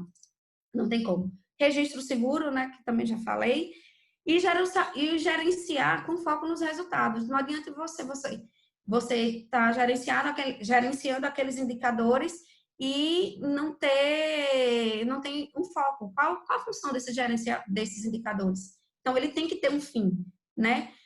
Os programas de qualidade, eles abordam não só a questão assistencial, tá? Ele envolve desde a forma estrutural, de processos e de resultados, tá? Então, passando bem rapidamente, indicadores de estrutura, você vai ver a questão de qualificação dos profissionais, indicadores de processos, né? Em que você vai medir tempos e o que cada processo precisa ser melhorado. E os indicadores de resultado, como coloquei aqui, taxa de infecção hospitalar, taxa de infecção de cirurgia limpa, número de reintervenções cirúrgicas não programadas e taxa de mortalidade cirúrgica, que é aquele indicador que a gente mede até o 7º dia pós-operatório. Então, trouxe aqui alguns exemplos do que a gente mede e acompanha a miúde em relação aos resultados desses pacientes. Eu não podia terminar essa apresentação, né, sem falar do meu xodó aí, né, o protocolo de cirurgia segura. Um protocolo redundante, né, como todo protocolo de segurança ele precisa ser, e de difícil implantação, né? E a gente, quem trabalha muito com o protocolo de cirurgia segura, a gente não pode se esquecer de que muito da segurança que a gente tem hoje em dia, a gente herdou da aviação, que é uma das atividades mais seguras, né, do mundo, é a aviação. Então, eu sempre costumo falar sobre o protocolo de cirurgia segura, colocando essa imagem aí, que é falando sobre o maior acidente aéreo da história, que aconteceu numa ilha de Tenerife, de possessão espanhola, no dia 27 de março de 1977. Andresa, por que você fala de protocolo de cirurgia segura e coloca um acidente aéreo? Porque esse foi o maior acidente aéreo da história até então. eu falo de aviação comercial. Nós tivemos 583 vítimas nesse acidente. E quando você fala de acidente aéreo, o que chama a atenção para esse acidente é que ele aconteceu no solo. Então, que contraponto eu faço faço em relação à cirurgia segura? Que muitas vezes a gente se debruça em um processo que realmente requer um procedimento de grande porte, né? Uma anestesia que realmente precise de muitos artifícios, né? De muitos equipamentos, precisa de um preparo maior, tanto do anestesista, da equipe de enfermagem, dos cirurgiões, e até o próprio preparo do paciente. Mas nós não podemos nos esquecer que os eventos adversos, eles acontecem, inclusive, em pequenos procedimentos, em procedimentos simples, e que esses é que deveriam ser muito mais evitáveis. Então, sempre faço esse contraponto, porque é contraditório você ter o maior acidente aéreo ter acontecido em solo. Como, né? Falando bem rapidamente desse acidente, ele aconteceu por algumas falhas, né? Nesse dia tinha um grande nevoeiro, então a gente tem aí um fator externo, e aí eu faço um contraponto para a sala de cirurgia. Muitas vezes um barulho fora no corredor está atrapalhando ali a comunicação na sala de cirurgia, né? O erro na saída da pista desse avião, um dos aviões ele entendeu uma instrução errada e acabou pegando uma pista que ele não deveria. O péssimo inglês do controlador de voo. O controlador de voo passou a instrução e o piloto entendeu errado. Quantas vezes a gente não fala pela máscara, ou fala baixo, ou não está prestando atenção no que está respondendo dentro da sala de cirurgia? Presta em retornar para Amsterdã. Então, um dos pilotos de um dos aviões dessa colisão, ele tinha pressa em retornar para Amsterdã. E aí a gente lembra lá da sexta-feira, falada pelo Dr. Bagatini, né? Então, muitas vezes a gente se esbarra nas sextas-feiras. E, como, por exemplo, uma passagem de plantão, né? Em que aí a pessoa está com pressa e não tem tempo, enfim. Os ruídos na transmissão e um dissabor entre piloto e copiloto, né? Muitas vezes, nem sempre você trabalha com quem você gosta, mas isso não importa. O que importa é o respeito e a clareza com que você está tratando aquele procedimento, aquela comunicação. Então, a pior coisa que aconteceu foi esse acidente, mas que trouxe consequências maravilhosas, que foi uma mudança no sistema aéreo, e hoje em dia uma das atividades mais seguras do mundo, né? Eu trouxe aí bem rapidinho uma pesquisa, né, em que mostra um contraponto entre os pilotos e médicos e enfermeiros, né? Sempre a resposta do piloto, ela é mais voltada para voltar o olhar para si, e não para o processo, na realidade, e para o próprio profissional, não para o outro.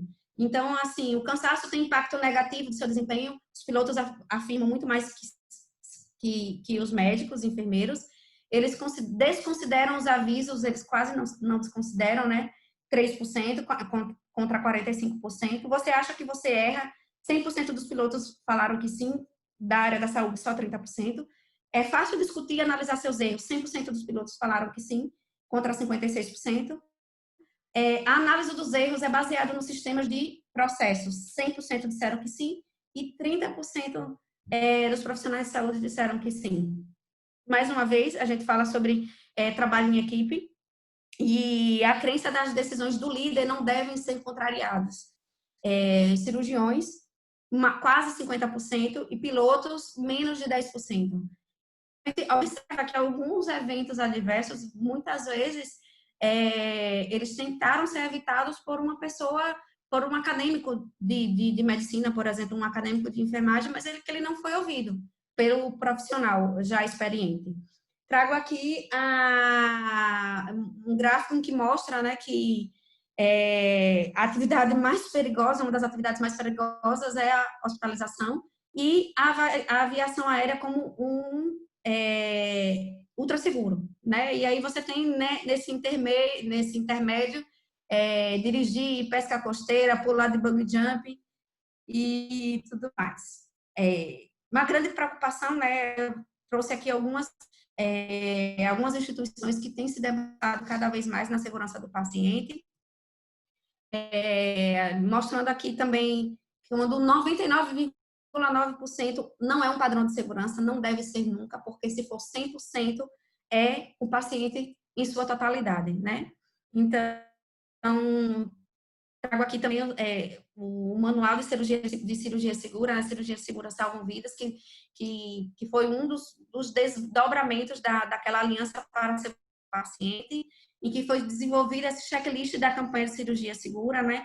Esse checklist, ele é mundial, eles abordam as mesmas questões mundialmente.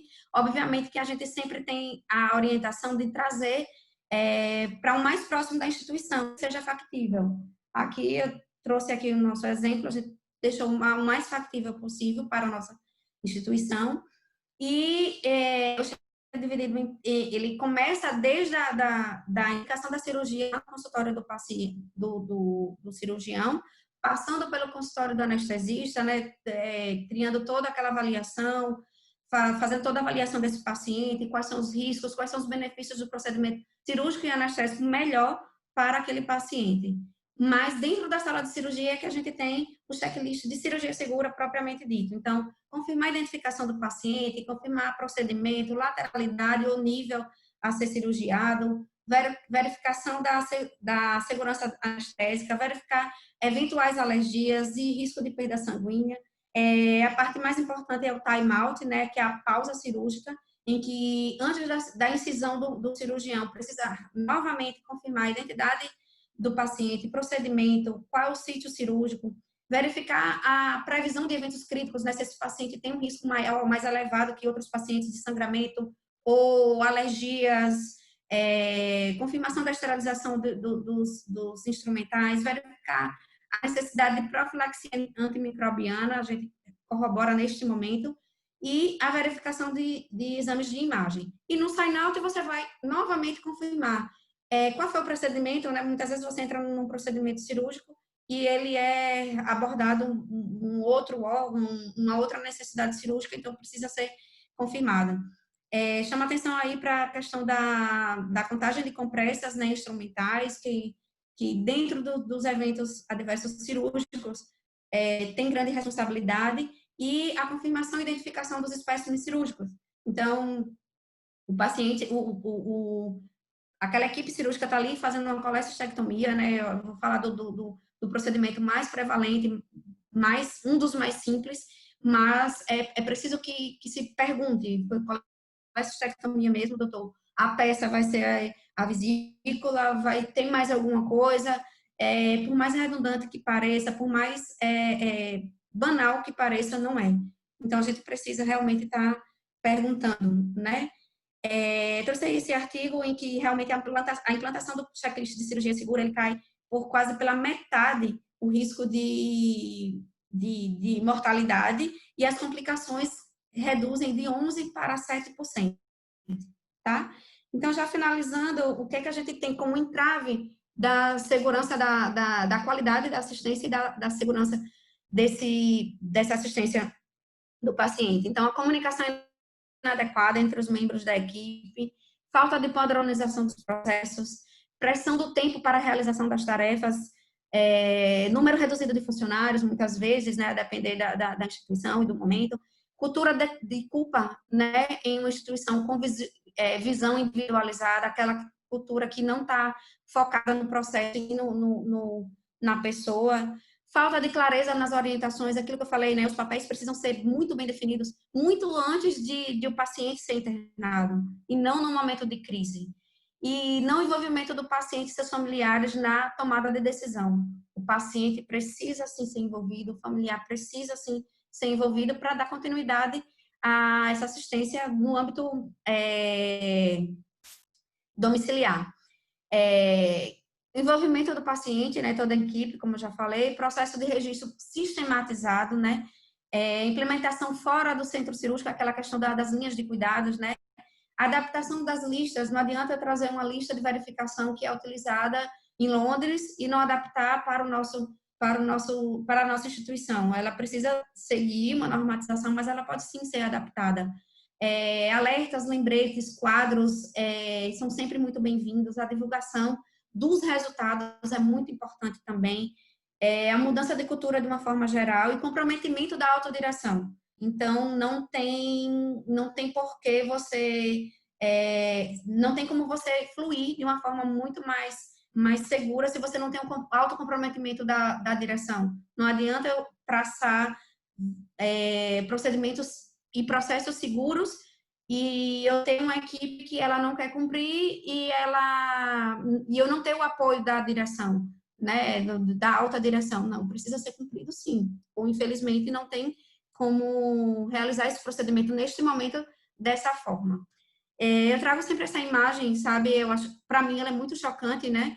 É uma equipe que ela tá vendo, mas ela não se comunica direito, ou ela tá ouvindo alguma coisa, mas ela prefere não enxergar. É mais fácil, é mais aprazível não se indispor, né, com os outros membros da equipe, ou uma equipe distraída que não observa, não tá atento ali as falas e a tudo que está acontecendo. Isso não cabe mais, gente, não cabe.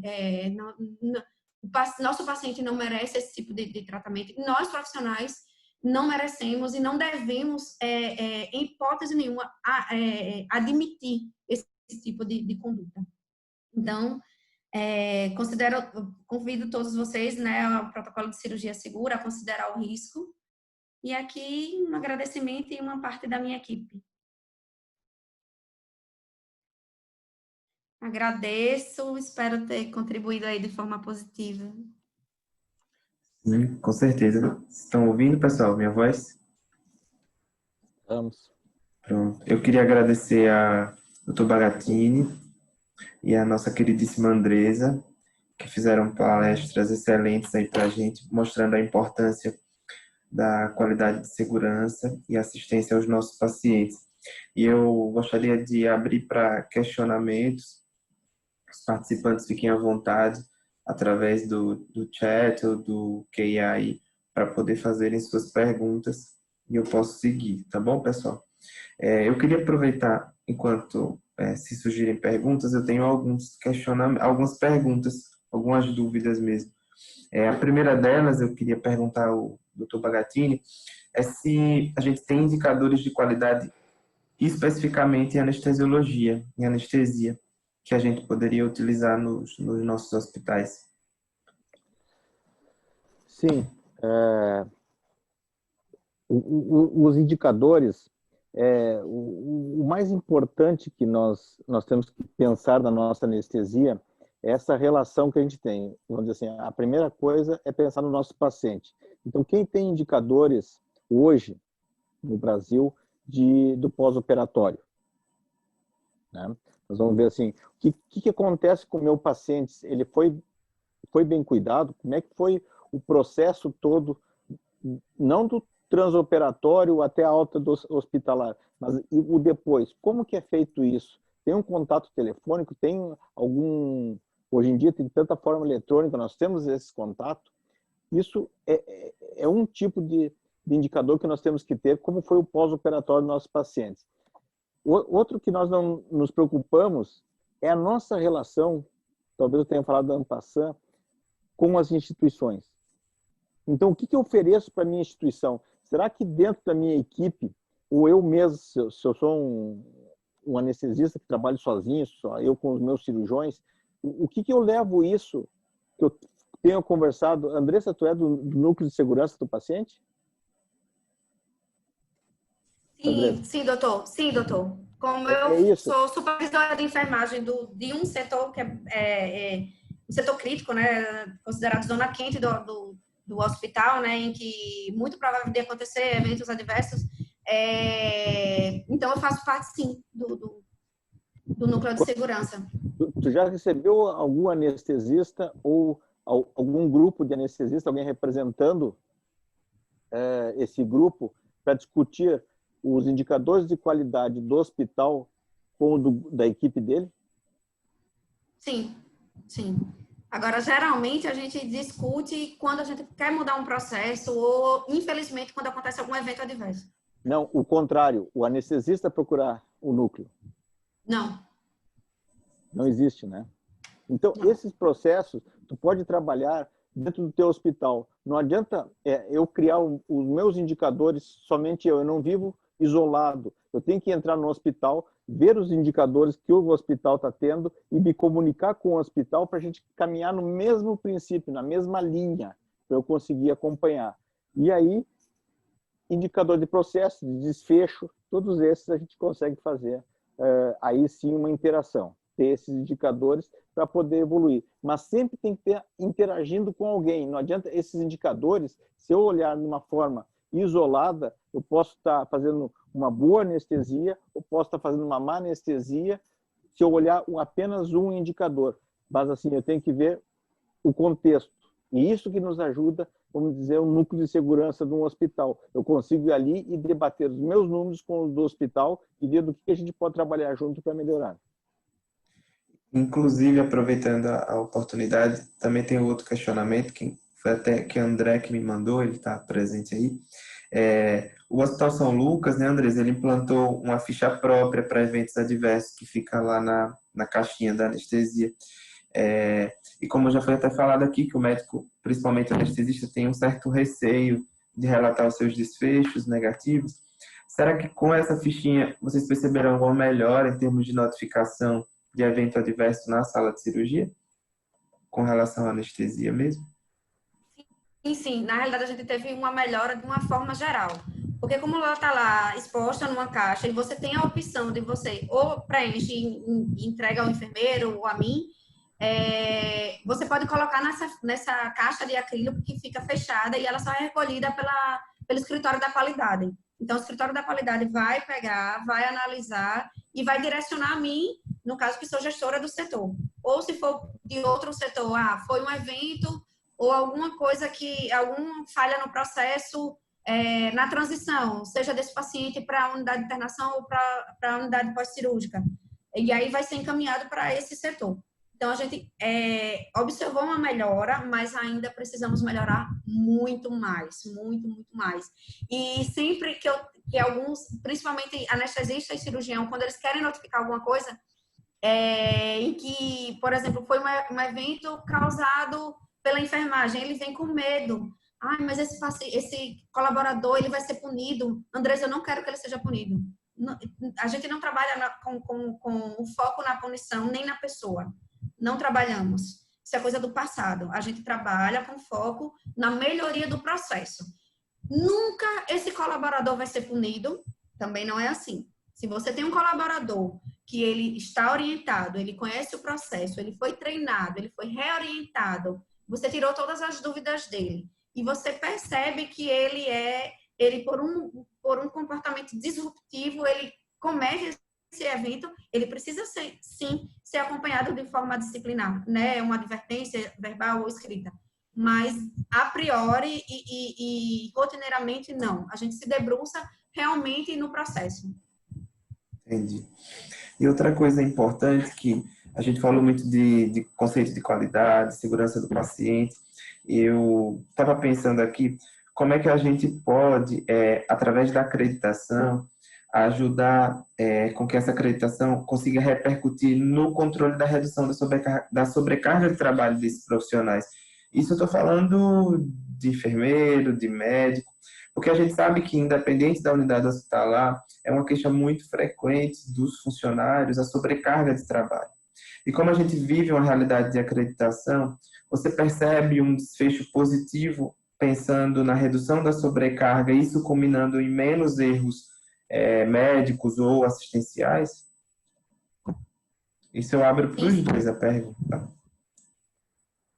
Bom, a questão da sobrecarga de trabalho, aqui no Brasil nós somos experts nisso, né? E principalmente falando nessas duas áreas, da anestesia ou da enfermagem.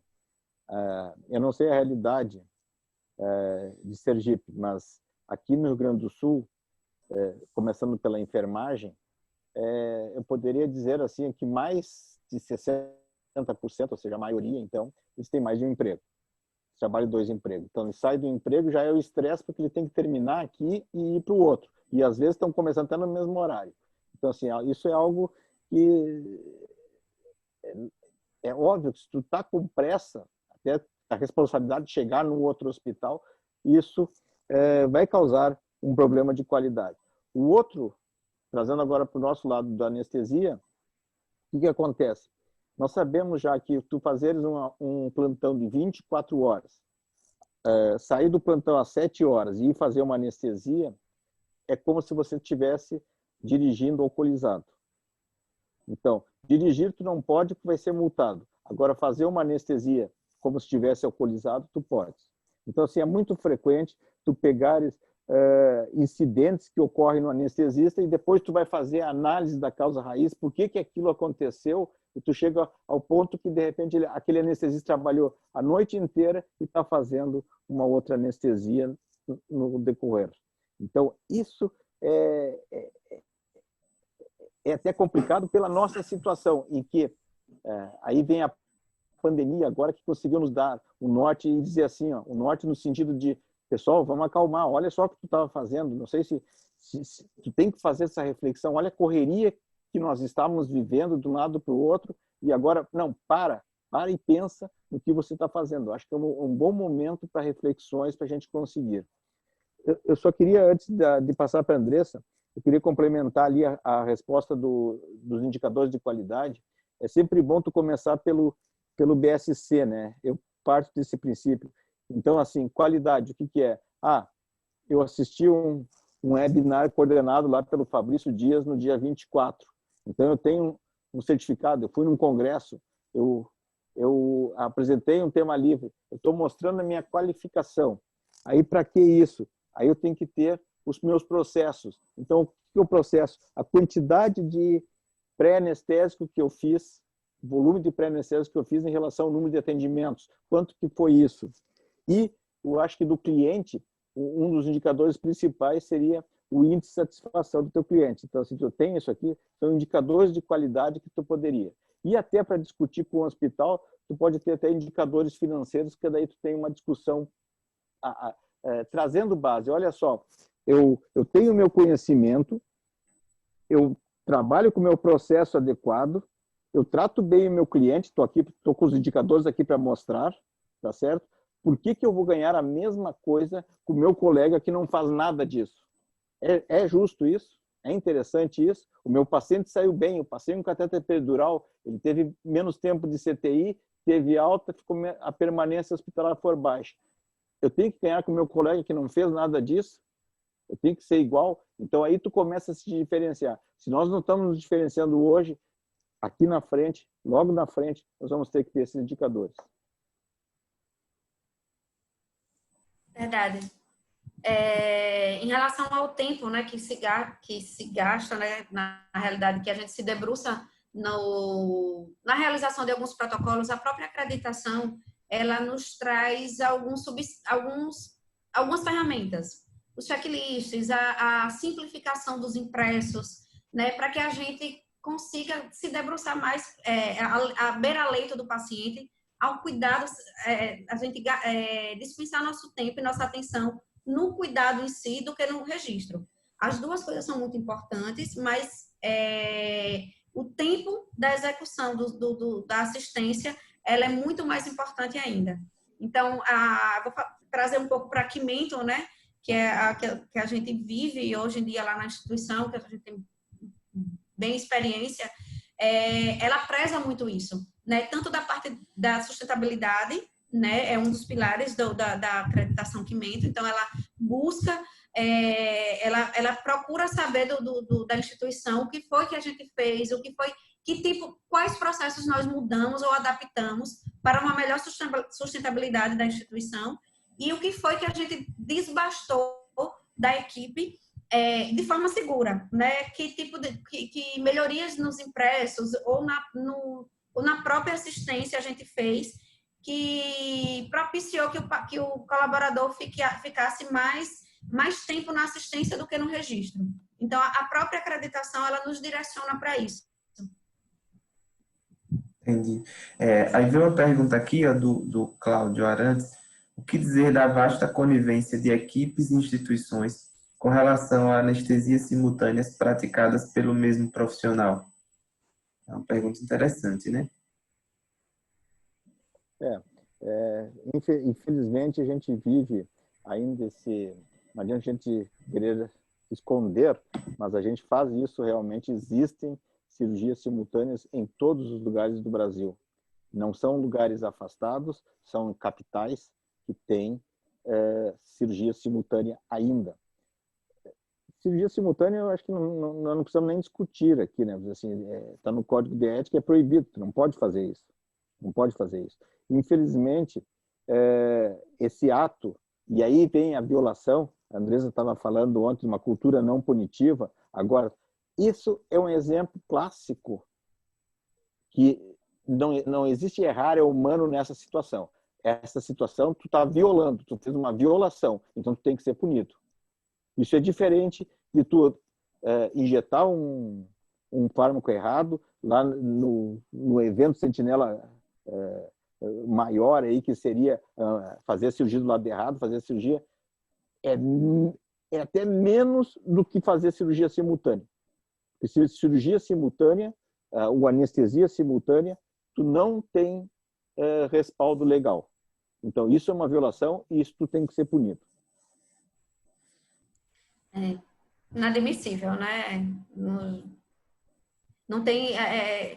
faltam palavras para falar sobre isso, de verdade. Porque você não consegue garantir a qualidade, né, do atendimento, você não consegue assegurar a segurança. Então, partindo desses dois princípios, não tem para onde ir. Eu quero só fazer... Fabrício, desculpa, eu quero fazer uma ressalva, que também eu não quero apontar o dedo para aquele colega que está lá no interior sozinho fazendo anestesia, e se ele não fizer simultânea, ou vem a pressão do diretor do hospital ou do prefeito, ou do político que está lá, que ele tem família, não justifica, certo? Mas eu queria dizer assim, é inadmissível que no hospital de uma capital que tu tenhas condições, tem anestesista, disso ocorrer. Agora, lá no interior, eu não estou dizendo que tem que ocorrer, eu estou vendo a realidade. Não deveria acontecer. Só que assim, a pressão não tem que cair em cima do colega que está lá trabalhando, tem que cair em cima das autoridades que têm que fornecer o número de anestesistas necessário para fazer as anestesias. Porque tu pode perguntar para aquele colega, tem que perguntar, tu quer estar fazendo duas anestesias ao mesmo tempo? Ele certamente vai responder, não gostaria, não queria, mas sou só eu aqui, o que eu vou fazer? Então, assim, nós temos que estudar bem cada caso, não é uma resposta tão simples assim, não pode, aquele colega que faz deve ser preso, entende? Vamos estudar a situação, vamos estudar a causa raiz do que está levando esse colega a fazer uma anestesia simultânea. Com certeza, até porque não é uma realidade atual, né? Uma realidade que já vem acontecendo há muito tempo. Então, é uma realidade que perpetua, né, praticamente.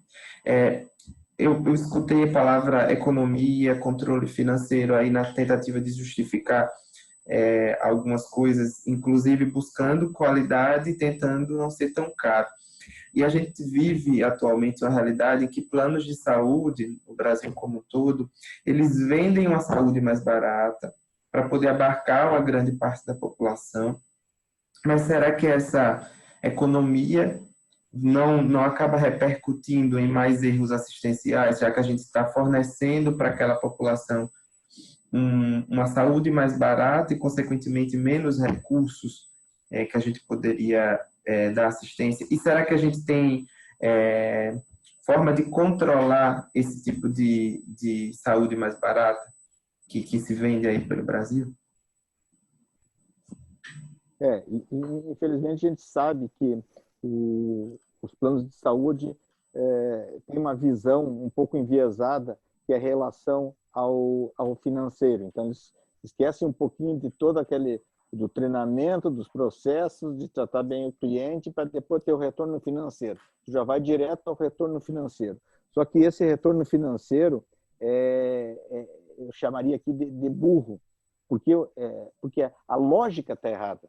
A lógica já começou errado, onde eu estou pensando lá no financeiro, só que, como eu falei, se eu colocar um catéter no paciente, só para seguir no exemplo que eu dei, se eu colocar um catéter peridural num paciente que fez uma cirurgia abdominal, uma cirurgia torácica, porque o convênio não autoriza eu passar um catéter nesse paciente, porque tem o kit todo que é mais caro. Só que eu estou economizando nesse catéter, só que esse paciente vai ter mais dor no pós-operatório, a evolução dele vai ser ruim, o tempo de permanência vai ser maior e ele vai, consequentemente, ele vai ter um custo maior, tanto para o hospital e, consequentemente, para o convênio. Então, essa lógica nós temos que mudar. Algumas operadoras de saúde já estão pensando nisso. Eles estão se dando conta que trabalhar com qualidade e segurança tem pouca discussão, mas a qualidade, não, emperra o processo, ele atrapalha. Não. Essa customização é tu tratar melhor o paciente da forma adequada. Eu dou um exemplo, tem trabalhos já mostrando que o paciente que faz cirurgia bariátrica e tem alta no mesmo dia, ele complica mais, ele retorna mais para o hospital, tem complicações maiores do que aquele que permanece um dia no hospital a mais. Então, vocês vejam assim, não é acelerar a alta do paciente, é tu otimizar a alta do paciente. Isso sim, tu tem que, quando o paciente der alta, eu sei que ele vai para casa e não vai retornar para o hospital. Não adianta eu dar alta para fazer um pontinho lá com a qualidade e esse paciente retornar para o hospital. Então, é a qualidade que tu está transmitindo, aí vem aquela história que eu estava falando antes, que é o valor que tu está transmitindo para o paciente e para o sistema todo de saúde. Exato. Só corroborando aí, complementando, hoje em dia as operadoras de saúde, elas já buscam os nossos protocolos institucionais, porque aí, basado cientificamente, eles conseguem acatar alguns produtos de melhor qualidade que antes eles simplesmente negavam e não vou oferecer isso ao paciente. Então, através também dos indicadores de segurança, né, um índice de reinternação maior, de reintervenção cirúrgica também. Então, fazendo esse contraponto, tanto com os indicadores de qualidade quanto com os nossos protocolos, com os processos bem definidos, eles estão conseguindo atender de melhor forma aos pacientes, né, em relação à qualidade dos produtos, como o doutor Bagatini falou. Essa forma objetiva que nós temos, e tem que ser assim, eu tenho que ir com o indicador também. Eu não posso simplesmente chegar lá no convênio e dizer assim, sim, sim. Não, vocês não deixam ocupar, eu quero usar meu Propofol, eu quero usar isso. Não, eu tenho que levar o indicador e demonstrar, até orientar o convênio, que aquilo que eu estou fazendo é o correto para o paciente e, quanto isso, vai fazer uma economia para todo mundo.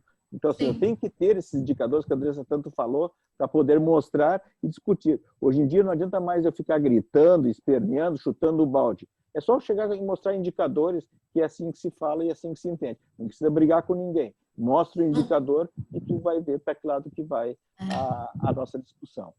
E juntamente com os protocolos, porque eles percebem que a gente não está fazendo de forma aleatória, né? Não está fazendo porque doutor fulano ou a equipe X ou Y quer usar aquele material. Não, é porque é o melhor para o paciente mesmo. Exatamente. A gente pode até exemplificar isso numa presença de um simples ultrassom funcionante, né, de qualidade, dentro de um centro cirúrgico, né?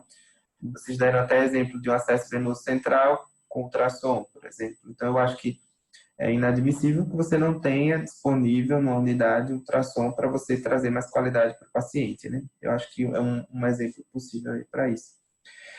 Eu vi que foram se esgotadas as perguntas, eu acho que eu perguntei até demais aqui.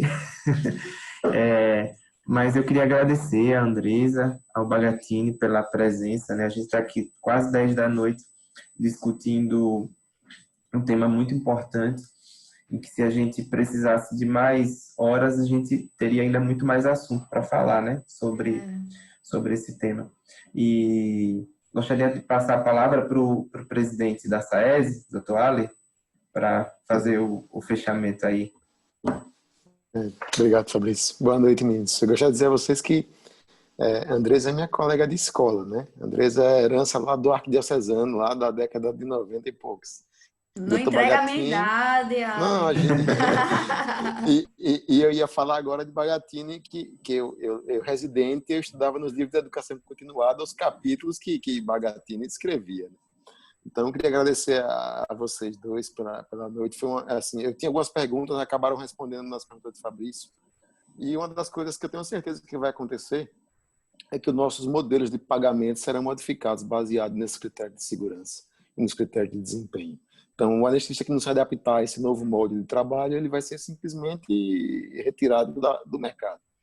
E a outra questão importante que o Dr. Bagatini tocou é a questão de horas sucessivas de trabalho. Eu já vinha pensando isso aqui como uma forma de implementar nas nossas rotinas de trabalho. E a gente vai ter que ter atenção a isso, que eu já noto que quando eu trabalho 24 horas e tenho que anestesiar no outro dia, eu não tenho condições. Então, eu já estou trocando plantão noturno quando eu tenho que trabalhar no outro dia, porque eu não estou aguentando mais. Então, isso reflete na qualidade do trabalho, né? Mas eu queria agradecer muito aos dois. Doutora Larissa Elias também está aí fazendo os comentários. Você vai se preparando, que você também será convidada para participar com a gente, viu? São as duas instituições que largaram na frente aqui em Sergipe. Hoje a gente tem um hospital acreditado, os hospitais que a gente trabalha são acreditados e estão sempre melhorando. E um dos fatores que melhorou bastante, Andresa, você vai lembrar que você iniciou tudo, é que no começo a gente achava um saco ter que responder as perguntas, ter que fazer os protocolos, preencher papel, notificar. Eu mesmo dizia, meu Deus, vai ver esse jogo de novo. E hoje, quando eu vou a um hospital que não tem, eu sinto falta. Então, a cultura já vem mudando e, graças a Deus, a gente está incorporando isso em Sergipe. É tanto que nosso terceiro webinar da SAESE abordou esse tema, que é fundamental para o nosso dia a dia. Muito obrigado a vocês. Obrigada. Obrigado. Valeu, pessoal. Obrigado, Ale. Eu agradeço muito vocês aí, eu agradeço pelo convite, Andresa, porque eu sempre aprendo muito, né? Cada evento que me convida, eu fico vibrando porque eu sei que eu vou aprender. E principalmente nesse debate, até que é muito interessante, e eu acho que é aí que vem a parte prática junto com o conhecimento teórico que a gente consegue expressar, então, e tirar todas as nossas dúvidas. Agradeço toda a diretoria da SAESE pelo convite. Muito obrigado. Quero agradecer também, uma honra muito grande, me senti muito lisonjeada. É uma satisfação imensa trabalhar com todos vocês, né? Vocês que me conhecem, já trabalhamos juntos em outras instituições fora o São Lucas, né? E tenho aqui grandes amigos, amigos de colégio, amigos de corrida, amigos do hospital. Enfim, realmente me sinto em casa e fiquei muito feliz com o convite. Espero ter contribuído positivamente de alguma forma. Estou à disposição. Obrigada. Com certeza, contribuiu sim. Muito bom mesmo, pessoal. Uma boa noite a todos, muito obrigado aí pela presença e a gente se vê no próximo webinar. Valeu aí pela presença, pessoal. Boa noite. Valeu, obrigada, boa noite. Tchau, obrigado. Tchau, Baga. Por nada, obrigada. Até amanhã.